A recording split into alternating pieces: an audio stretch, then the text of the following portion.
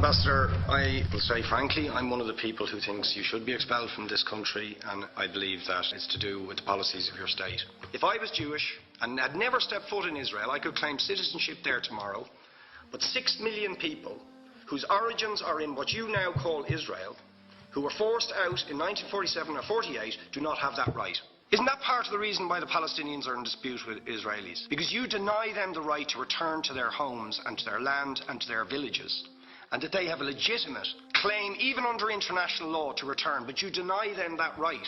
Why do you deny them that right? And why do you give that right to other people who have no connection whatsoever with the land, whether you call it Israel or whether you call it Palestine? Why do you continue to seize land, if you're serious about Oslo and the two-state solution, which under that agreement is land designated to be Palestinian land? 500,000 people, most of which has taken place since Oslo. You allow that to happen. Why do you allow it to happen? If you're serious about giving this land to the Palestinians, it's absolutely extraordinary. Are you not just taking us, Ambassador, for idiots? That you can say with a straight face, we're serious about peace, but while we're serious about peace, we're going to seize Palestinian land. And you expect the Palestinians to just sit back and do nothing about that. Now, you know what the Palestinian people have been asking for. Far less even than some people would ask for. Because I believe the whole apartheid system should be dismantled. But what they've asked for is to lift the siege of Gaza. Just to lift the siege of Gaza. Let them have an airport. Let them have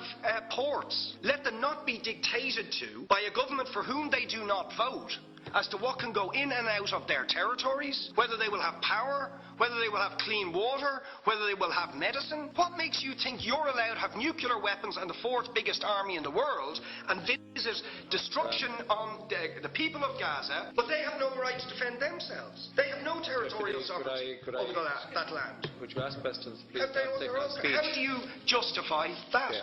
All right. How do you justify those double standards? Very lastly, Ambassador, people like Bishop Tutu, Nelson Mandela, and I would certainly describe your state as a apartheid state, with different laws for people depending on their race or religion. For example, at checkpoints going into the West Bank, there's a channel if you're Israeli or European, and there's a channel if you're Arab. Just because you're Arab. If you came into Dáil Éireann and they stopped you and said, "Are you Jewish?" "Oh no, sir, you can't come in through the same entrance as Irish people or European people because you're Jewish," you would call that racism and apartheid. You practice that with your checkpoints and your military barriers and your apartheid wall. How can you justify